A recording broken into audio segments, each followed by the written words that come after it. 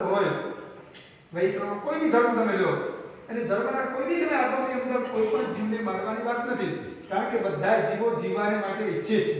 ભગવાન મહાવીરે કહ્યું ને, સર્વે જીવાવી ઈચ્છંતી જીવીનું મરજી હું. એક પણ જીવાત્મા એવો નથી કે જે મરવા માટે ઈચ્છે. મરવું કોઈને પસંદ પણ નથી. ભલે મારે 90 વર્ષનો થઈ જાય, આંખે દેખાય નહીં, આમ થાકી ગયેલો હોય, ભયંકર વેદના આવે, આમ બોલે ખરો કે હવે તો ભગવાન તું મને લઈ જા, હવે મારે જીવવું નથી. પણ મૃત્યુ આવે ત્યારે માણસ ભયભીત થઈ જાય. એટલે મૃત્યુથી બધાય ડરી જાય છે. પેલી ડોશીમાં હતા ને, હવે થાકી ગયા, આંખે દેખાય નહીં, શાંત પડે ઓટલામાં બેસીને ભગવાન ભરતું હવે તો લઈ ગયા તમને, હવે મારે જીવવું ગમતું નથી, હવે કંટાળી ગઈ છું. કારણ કે ઘરની અંદર ઘરવાળા પેલા તો છે નહીં, હવે દીકરાઓ માને નહીં, સમયસર મળે નહીં કાંઈ, એટલે રોજ પ્રભુની પ્રાર્થના કરે. પણ એમ કાંઈ તમારું જ્યાં સુધી આયુષ્ય કર્મ ભોગવાય નહીં ત્યાં સુધી મૃત્યુ પણ આવતું નથી. એક સમયની વાત છે, રાતના સુતેલા ડોશીમાં 12 વાગ્યા. હવે એ વખતે પેલો ઘરનો દરવાજો ખુલ્લો રહી ગયો અને પેલા લાઈટ હોય ને અંધકાર હતું. એમાં રાત્રિની અંદર એક ભેંસ હશે એ ફરતી ફરતી આવી.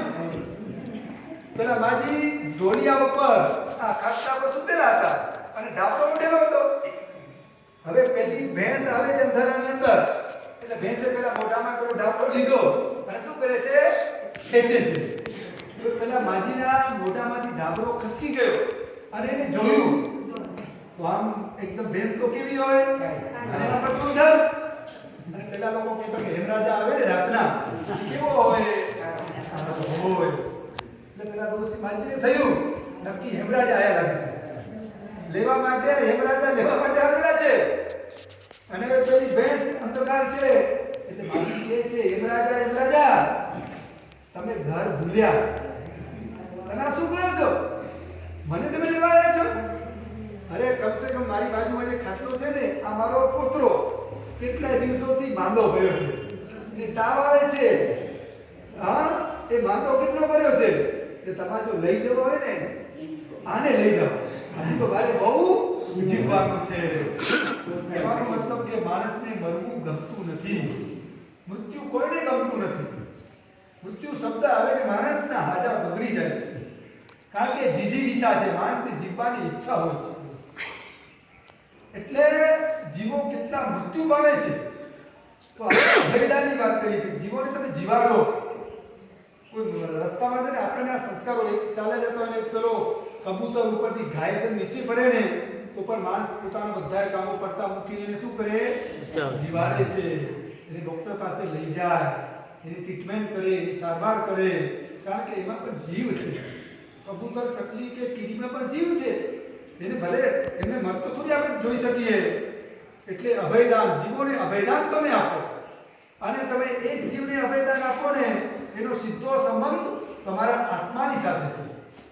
એક જીવને તમે જીવાડો કે તમને તરત સાતાનું તમે સારા આપો અને સારી મતલબ કે જીવાડો તો તમને જીવાડે, અને તમને જે બીજાને તમે સાતા આપો તો તમને સાતા મળે.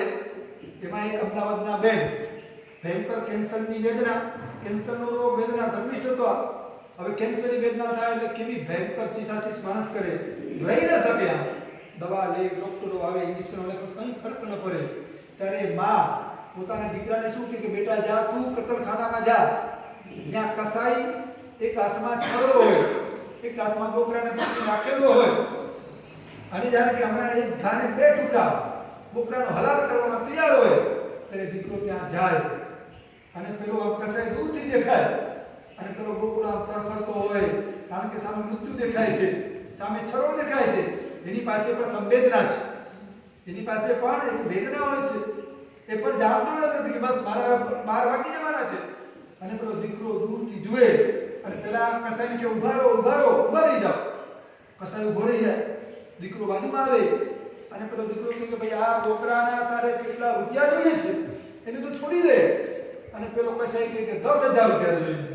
અને એ જ વખતે પેલો દીકરો એને 10,000 રૂપિયા આપે અને એ વખતે બોકરાને અભયદાન મળે છે. બોકરો મૃત્યુના પંજામાંથી મુક્ત બને છે, કેટલો આનંદ થાય.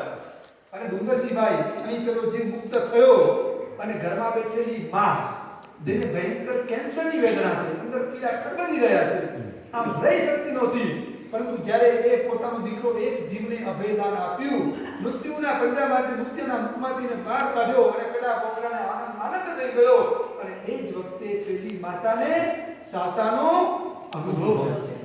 એની વેદના સમી જાય છે તરત જ. એને ખબર પડી કે મારા દીકરા એક જીવને અભયદાન આપ્યું, મારી વેદના ઓછી થઈ ગઈ. આ તરત જ એનો કનેક્શન, એક જીવને તમે સાતા આપી, અભયદાન આપ્યું, એટલે તમને તરત જ સાતાનો અનુભવ. આવું જબરજસ્ત અભયદાન એ શ્રેષ્ઠ દાન કહેવાય. સૌથી પહેલા 5 દાનની અંદર આ અભયદાન કહેવાય. એટલે તો બોલો આપણા જૈનો આટલા સુખી સંપન્ન છે કારણ કે એમને પાંજરાપોર મળી છે. કેવા જીવોને જીવાડે છે. તમારા લાકડિયાની વાત કરો, આધોઈની વાત કરો, હરેક ગામની અંદર પાંજરાપોર છે. પદમપર કહો કે આલેશ કહો, અને એની અંદર કેવા જીવો આશ્રય લઈ રહ્યા છે. આજે આપણો વાગડ સમાજ, ઓસવાન સમાજ, જ્યારે એની ઘરે કોઈ બી પ્રસંગ આવે છે, લગ્ન પ્રસંગ આવે કે દીકરાનો હેપી બર્થડે આવે, પહેલા કોને યાદ કરે? જીવદયા. જીવોને યાદ કરે. હવે વાગડ પત્રિકા તમે જોશો ને, અડધી પત્રિકા તો લગભગ પાંજરાપોરથી ભરેલી. આ લાખ રૂપિયા 54,000 આને ઘરે આપેલી પેઢી હતી, છોકરાના બાલ મુવાર, એટલે પેલા જીવોને યાદ કરે છે.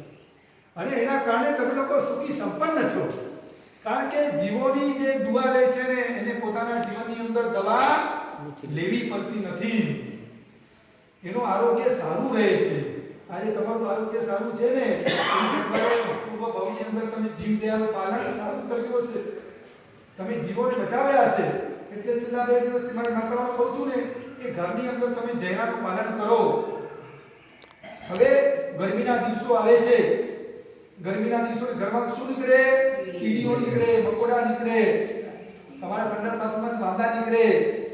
આજનું વિજ્ઞાન શું કે બધાને મારો, તમે કીડીને મારો, મકોડાને મારો, વાંદાને મારો, બધાને મારો. માત્ર એક માનવને જીવવાનો અધિકાર.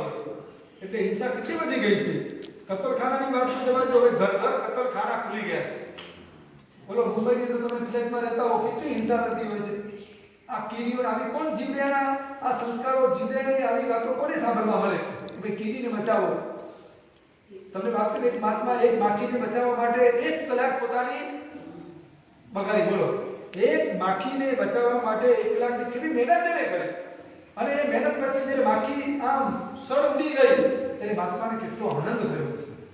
આપણે તો નાનકડી કીડીને બચાવવા માટે પ્રયત્ન કરીએ, પણ આપણી વાતો માત્ર તમને જૈન ધર્મની અંદર જોવા મળે કે નાનકડી કીડીને બચાવો, મકોડાને બચાવો, વાંદાને બચાવો.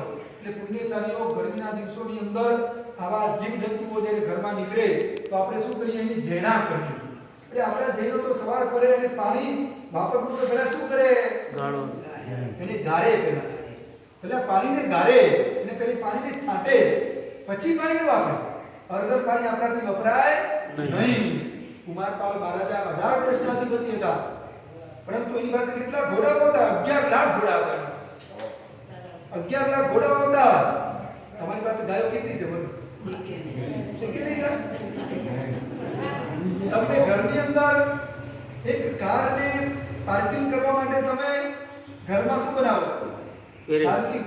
ગેરેજ બનાવો. કારને પાર્કિંગ કરવા માટે ગેરેજની જગ્યા તમને મળે, પરંતુ ઘરમાં એક ગાયને રાખવી હોય, એક ભેંસને રાખવી હોય તો તમારી જગ્યા નથી. હવે તો બધું પહેલા આપણા કિસ્સામાં કેવું હતું? ઘર ઘર ગુજરા હતા, ગાયોને ભેંસો હતી ઘર ઘર. હવે લગભગ થઈ છે. હવે કોઈને કામ કરવું ગમતું નથી. આ તમારી શેઠાણીઓ શ્રીમતીઓને હવે તો ચપ્પલ પહેરીને ફરવું છે, કામ કરવું જ નથી ગમતું. અને પછી આ ચપ્પલ વગર કામ, શ્રમ ઓછો પડી જાય, શ્રમ ઓછું થઈ જાય, પછી શરીર તમારું શું થઈ જાય? વધી જાય. બેસાય નહીં, ખુરશી વગર બેસાય નહીં, શરીર વધી જાય. પછી શરીર ઉતારવા માટે શું કરવું? હોમિયોપેથિક જાઓ. સવાર પડે માણસ 2 કિલોમીટર 5 કિલોમીટર શું કરે? એક્સરસાઇઝ કરવા જાય, ફરવા માટે જાય, એક્સરસાઇઝ કરે, 2 કિલોમીટર વિહાર કરે. હું તો કહું છું તમે અમારી સાથે વિહાર કરો ને 15 દિવસ, તમારી બોડી એકદમ બરાબર લેવલમાં આવી જાય. તમારે બીજા ક્યાંય જવાની જરૂર નથી. ખેતરે જાઓ.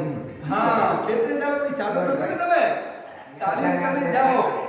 એટલે છે ને શ્રમ નથી, માણસ શ્રમને લેતો નથી. શ્રમનો એટલે ભૂખ ના લાગે તમને આજે? માણસની આજે કમ્પ્લેન છે કે સાહેબ ભૂખ લાગતી નથી, ઊંઘ આવતી નથી, બધું છે, મોટો ફ્લેટ છે, ડનલોપની ગાદી છે, ખાવા માટે ડાઇનિંગ ટેબલ છે, બેસી તો બે વ્યંજન છે, મીઠાઈ, પરંતુ અંદર કોઈ ભૂખ લાગતી નથી. અને ભૂખ એ શ્રમને આધારિત છે. આજે ભૂખ નથી લાગતી એની પછવાડે માણસ કામ નથી કરતો.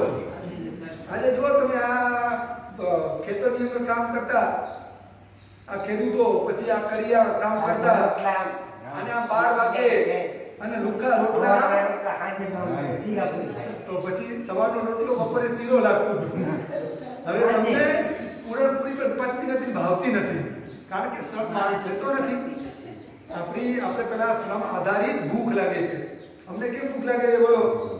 12 વાગે એક છોકરા બેસીએ એટલે આમાં તમે છે ને 12 વાગે માણસ પથરા રાખે ને પેટમાં, એ પણ પચી જાય. કારણ કે આ બધું સાયન્સ છે, અંદર આપણી હોજરી છે. એટલે ભગવાને મારા માટે બધા ભોજન એક જ વખત ખાવાની પ્રેમજીભાઈ આજ્ઞા કરી ભગવાને. એ ક્યારે? મધ્યાહન ભોજન. આપણા પેટની અંદર શું છે? એક કમળ છે, કમળ. જેમ જેમ સૂર્ય ઉપર જતું જાય ને તેમ તેમ કમળ ખીલતું જાય. કારણ કે સૂર્ય વિકાસી કમળ હોય એ સૂર્યના ઉદયથી જ ખીલે, ચંદ્ર વિકાસી કમળ એ ચંદ્રના ઉદયથી ખીલે. એટલે આપણા પેટની અંદર એક કમળ છે, અને એ કમળ ખીલે એ મધ્યાહન સમય થાય ને, બપોરનો 12 વાગ્યાનો સમય, એટલે આખું કમળ ખીલી જાય. હવે એ વખતે તમે એની અંદર જે પણ વસ્તુ રાખો ને એનો પાચન થાય, એનો ડાયજેસ્ટ થાય. બાકી તમે સાંજના જમો, હા, સનસેટ થઈ જાય, સૂર્યાસ્ત થઈ જાય, પછી 8 વાગે જમો, 9 વાગે જમો, 10 વાગે, મુંબઈની અંદર 11 ને 12 વાગે જમો. હવે 12 વાગે તમે ખાઓ એનો ડાયજેસ્ટ થાય નહીં, અને ડાયજેસ્ટ ન થાય, પાચન ન થાય, એટલે એમાંથી નવા નવા રોગો ઉત્પન્ન થાય છે. ચરબી ખોટી વધે, શરીર તમારા ફૂલાઈ જાય, હા, આમ શરીર મોટા થઈ જાય તમારા. એટલે પુણ્યશાળીઓ આ બધી વાતો આપણા જીવનની અંદર, જીવાતા જીવનની અંદર તમે એપ્લાય કરો ને તો તમારે વૈદ્ય પાસે કે ડોક્ટર પાસે તમારે જવાની જરૂરત જ નથી. એટલે આપણી વાત ચાલે છે, એક સમયે તો ઘર ઘર દૂધના હતા, ગાયો અને ભેંસો હતી. તો એ સંસ્કૃતિ હતી, ઘરમાં બધું સાચું બનતું હતું. દૂધ કેવા સાચા બનતા હતા? હવે તમારું બધું દૂધ તો ડેરીનું થઈ ગયું. અને દૂધ કેટલા દિવસના હોય?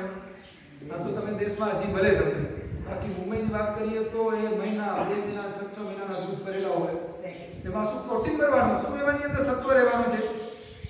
એટલે ઘરમાં દૂધ હતા તો માણસને બધું સારી વસ્તુ, સાચી વસ્તુ મળતી છે. હવે લગભગ બધું ખોટું થઈ ગયું.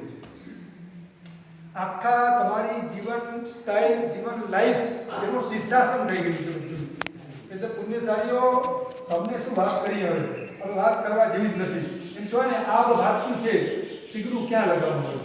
હવે તો જાતને બચાવો. તમે સ્વયં બચશો ને તો બધા બચી જશે. સૌ વ્યક્તિ સંકલ્પ કર કે મારે મારી જાતને બચાવી છે. એવો સમય આવી ગયો છે. એટલે અભયદારી રાખવાનું, જીવનને બચાવો. એટલે ધર્મની અંદર માણસ આ બધા નાના નાના ધર્મ કહેવાય. તમે